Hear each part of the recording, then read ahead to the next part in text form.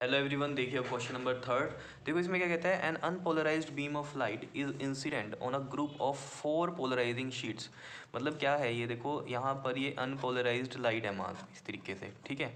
ये unpolarised light है और यहाँ पर क्या है आपके पास फोर शीट्स हैं पोलराइजिंग वाली, ठीक है। इस तरीके से आप समझ लो यहाँ पर, ठीक है। ये भी अलग अलग एंगल्स पे है, ठीक है। लेकिन ये है कितनी आपको पता होनी चाहिए, फोर शीट्स हैं, इस तरीके से आप समझ लो, ठीक है। यहाँ पर ये मैं बना रहा हूँ ताकि आपको अच्छे से समझ में आए कहानी क्वेश्चन में कि हो क्या रही है, ठीक है।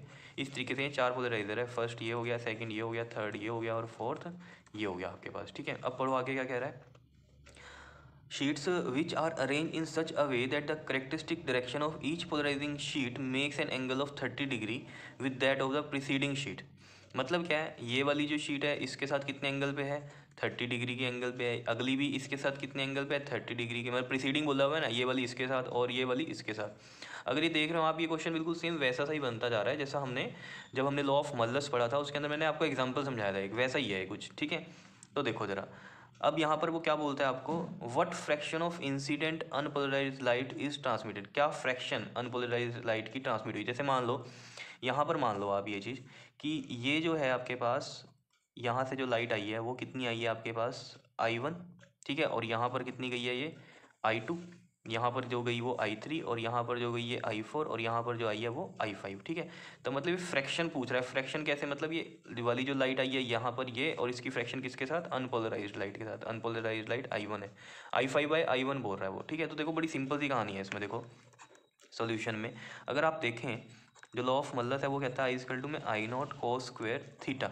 आई नॉट क्या होती है, प्रीसीडिंग वाली की होती है, ठीक है। और आई जो है जो अब जिसकी हम निकाल रहे हैं, जैसे मान लो यहाँ पर देखो, जो फर्स्ट पोलराइजर है और ये अनपोलराइज लाइट है, यहाँ तो लॉ ऑफ मल्लस नहीं लगता। यहाँ पर तो सिंपल आप क्या चीज़ बोल सकते हो कि आई जो है यहाँ पर वो कितनी हो जाती है, हाफ हो जाती है, इंटेंसिटी हाफ हो जाती है अनपोलराइज लाइट की जब वो किसी पोलराइजर में से निकलती है, ठीक है। तो हमें डायरेक्ट ही पता है कि जो I2 है वो क्या हो जाएगी, I1/2 हो जाएगी। ये तो कहानी नॉर्मल है, ठीक है। अब जो लॉ ऑफ मल्लस है वो यहाँ लगता है पोलराइजर में, पोलराइजर एनालाइजर में, ठीक है।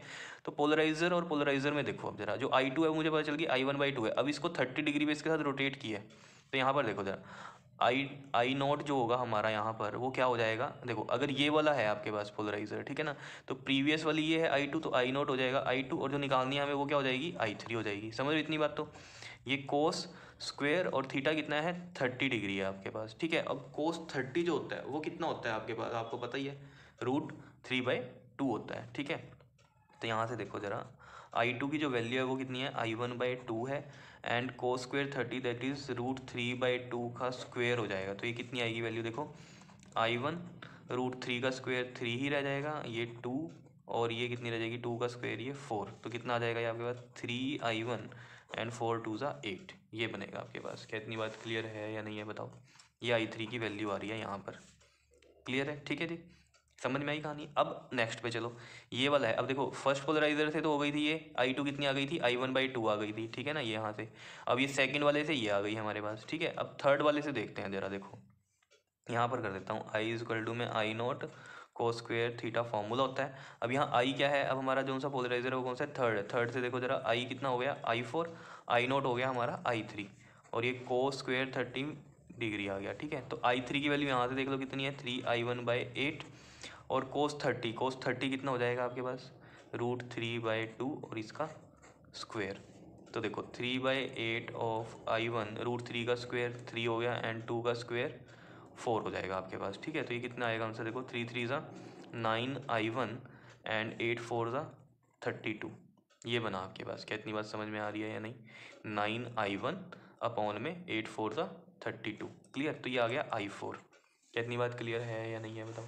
अब देखो यहाँ से I5 जब निकलेगा तो उसके लिए भी फॉर्मूला लगा दो, I = I not cos square 30 की क्योंकि रोटेशन हो रही है प्रीवियस वाली के साथ, ठीक है। तो आई अब I5 बन जाएगा और आई नॉट बन जाएगा I4। समझ रहे होंगे बात को।